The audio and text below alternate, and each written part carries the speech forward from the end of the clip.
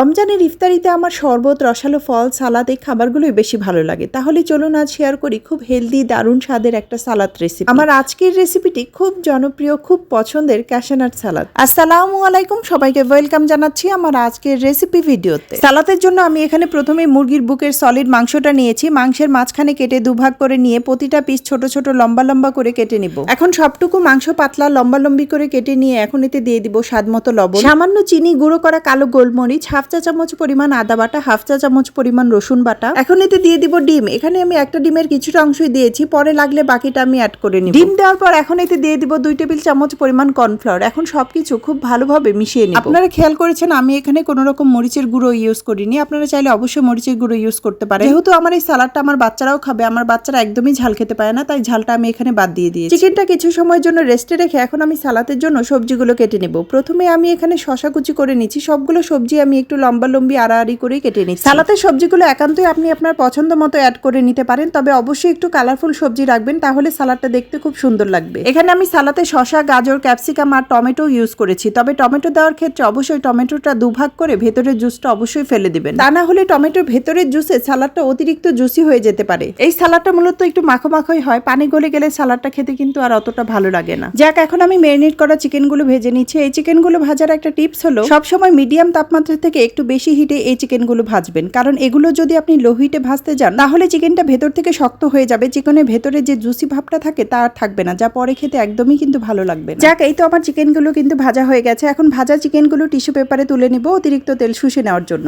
এখন প্যানে তেল কমিয়ে সামান্য পরিমাণ তেলে বাদামগুলো ভেজে নেব। এখানে আমি ক্যাশনাট সহ আরো 2-3 ধরনের মিক্স বাদাম নিয়েছি এই সালাদ বানানোর জন্য। ভাজা বাদাম থেকে যখন খুব সুন্দর একটা স্মেল বের হবে তখন বুঝতে হবে বাদামটা ভাজা হয়ে গেছে। এই তো ভাজা বাদামটা এখন আমি একটা পাত্রে তুলে নিয়েছি। এখন আমি শসা ছাড়া বাকি সবজিগুলো তেলে একটু হালকা করে ভেজে নিব। এজন্য তেলে প্রথমে গাজর কুচি সাথে সামান্য লবণ দিয়ে ভালো করে মিক্স করে নেব। এরপর এতে দিয়ে দিব কাঁচামরিচ কুচি। এই সময় চুলার তাপমাত্রা হাই হিটে রেখে গাজরটা একটু ভেজে নিয়ে এখন এতে দিয়ে দিব কেটে রাখা ক্যাপসিকাম আর টমেটো। এখন সবকিছু খুব ভালোভাবে মিক্স করে নিয়ে এতে দিয়ে দিব ক্রাশ করা 1 চা চামচ পরিমাণ সাদা গোলমরিচ। এখন এটা খুব ভালোভাবে মিশিয়ে নিয়ে সাথে সাথে আমি চুলাটা বন্ধ করে দিব। শসাটা কেটে আমি আগে থেকে লবণ মাখিয়ে রেখেছিলাম, এতে করে শসা থেকে পানি ছেড়ে দিয়েছে। এখন শসাটা চিপে ভালো করে পানি ঝরিয়ে নিব। এখন হালকা ভাজা সবজিটার সাথে এই শসাটা মিশিয়ে নেব। এরপর এতে দিয়ে দিব স্বাদের জন্য খুব সামান্য পরিমাণ চিনি। এখন এতে দিয়ে দিব 1.5 টেবিল চামচ পরিমাণ গার্লিক সস, 1.5 টেবিল চামচ পরিমাণ টমেটো সস। এখন সবকিছু খুব ভালোভাবে মিশিয়ে নিয়ে এতে দিয়ে দিব আগে থেকে ভেজে রাখা চিকেনগুলো দিয়ে খুব ভালোভাবে মিশিয়ে একদম শেষে দিব ভেজে রাখা বাদাম। এখন এই সবকিছু খুব ভালোভাবে মিশিয়ে নিলে আমার ক্যাশনাট সালাদ একদম রেডি। ইফতারে প্রতিদিন ভাজাভুজি খেতে খেতে একঘেয়েমি চলে আসলে একদিন তৈরি করে নিতেই পারেন এই সালাদটি। স্বাদে পরিবর্তন আনার সাথে সাথে এটি বেশ স্বাস্থ্যকর বটে। তাছাড়া ফ্রাইড রাইস বা পোলাওয়ের সাথে দারুণ মানানসই একটা